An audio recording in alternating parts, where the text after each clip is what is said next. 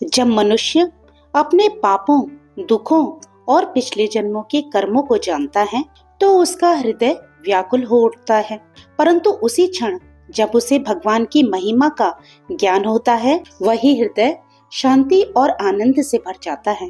वैशाख मास महात्म्य के इस दिव्य अध्याय में एक ऐसी ही अद्भुत कथा प्रकट होगी जहां एक व्याध अपने अतीत को जानकर व्याकुल है और सत्य की खोज में भगवान के स्वरूप को समझना चाहता है। आज हम जानेंगे कि भगवान विष्णु का वास्तविक स्वरूप क्या है, प्राण को सबसे श्रेष्ठ क्यों कहा गया है और कैसे ये समस्त जगत उसी परम तत्व से संचालित होता है। तो आइए श्रद्धा और भक्ति के साथ प्रवेश करते हैं वैशाख मास महात्म्य अध्याय 28 की इस दिव्य कथा में।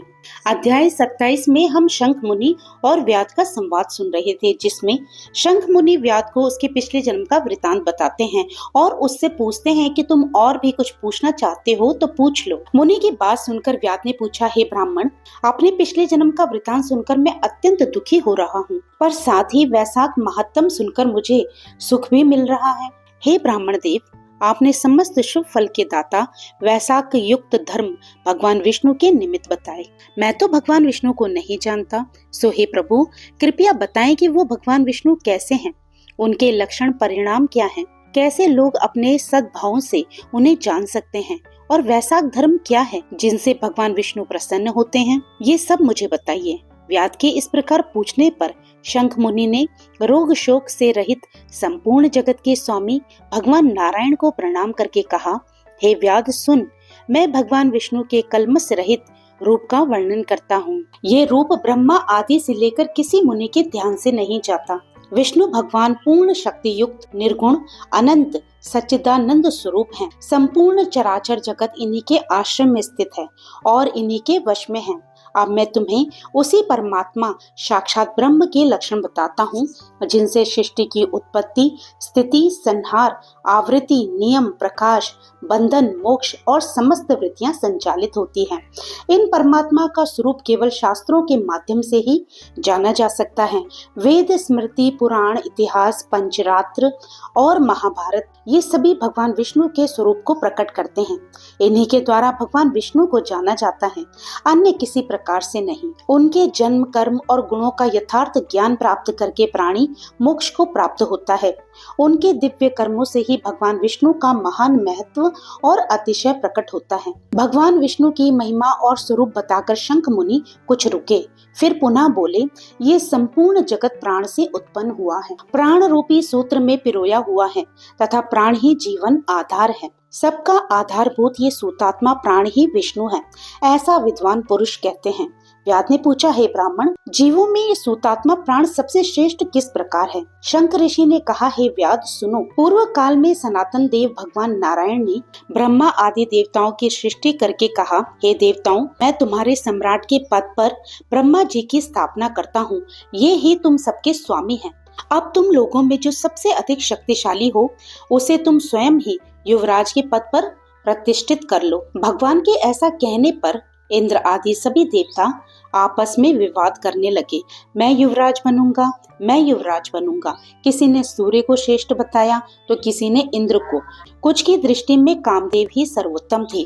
कुछ देवता मौन खड़े रहे। जब आपस में कोई निर्णय नहीं हो सका तब सभी वापस भगवान नारायण के पास गए और प्रणाम करके बोले, हे महाविष्णु, हमने विचार तो किया पर हम में श्रेष्ठ कौन है कि निश्चय नहीं कर सके। अब आप ही निर्णय कीजिए। तब भगवान विष्णु मुस्कुराकर बोले, इस विराट ब्रह्मांड रूपी शरीर से जिसके निकल जाने पर वह गिर जाए और जिसके प्रवेश करने पर ये पुनः खड़ा हो जाए, वही सबसे श्रेष्ठ देवता होगा। भगवान के ऐसा कहने पर सब देवताओं ने कहा, अच्छा ऐसा ही होगा। तब सबसे पहले जयंत देव पैरों से बाहर निकले। उनके निकलने पर शरीर को लोग पंगु कहने लगे, पर वह गिरा नहीं। वह चल नहीं पाता था, पर सुनता, बोलता, देखता और सूंघता हुआ स्थिर रहा। इसके बाद दक्ष प्रजापति गुह्य स्थान से निकल गए। तब उसे नपुंसक कहा गया, पर शरीर तब भी नहीं गिरा। तब इंद्र हाथों से बाहर निकले तो शरीर हस्तहीन कहा गया, परंतु वह गिरा नहीं। इसी प्रकार नेत्रों से सूर्य निकल गए तो उसे अंधा कहा गया, पर शरीर जीवित रहा। नासिका से अश्विनी कुमार निकल गए तो कहा गया कि सूंघ नहीं सकता। कानों से दिशाएं निकल गई तो वह बधिर कहलाया। जिह्वा से वरुण निकल गए तो रस का अनुभव नहीं कर सका, वाणी से अग्नि निकल गए तो वह गूंगा कहलाया, अंतःकरण से रुद्र निकल गए तो उसे जड़ कहा गया, परंतु तब भी शरीर नहीं गिरा। अंत में जब प्राण निकल गए तब वह शरीर मृत होकर गिर पड़ा। ये देखकर देवताओं को बड़ा आश्चर्य हुआ। तब उन्होंने कहा, हम में से जो इस शरीर में प्रवेश करके उसे पुनः जीवित कर देगा तो वही युवराज होगा। इसके बाद सभी देवता क्रमशः शरीर में प्रवेश करने लगे, परंतु वह नहीं उठा।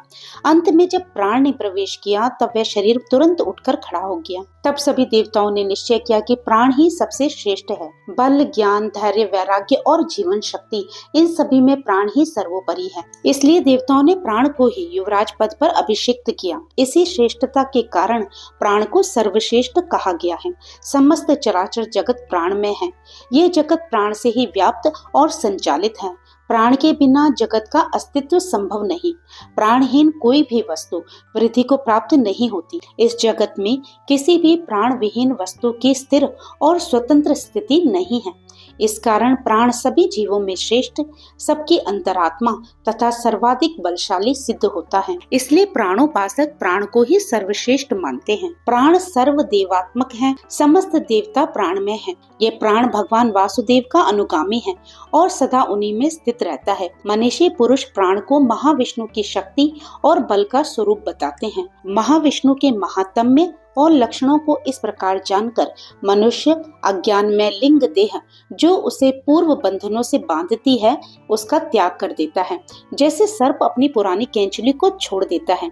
इस प्रकार लिंग शरीर का त्याग करके वह परम पुरुष अनामय भगवान नारायण को प्राप्त हो जाता है। तो भक्तों, आज का अध्याय यहीं पर विराम लेता है।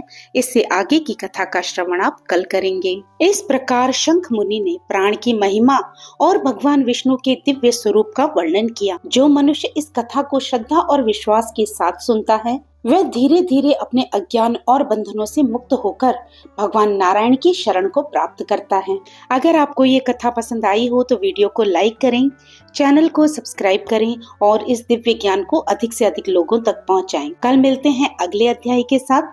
तब तक प्रभु का नाम लेते रहिए, पुण्य के भागी बनते रहिए। जय श्री कृष्णा, राधे राधे।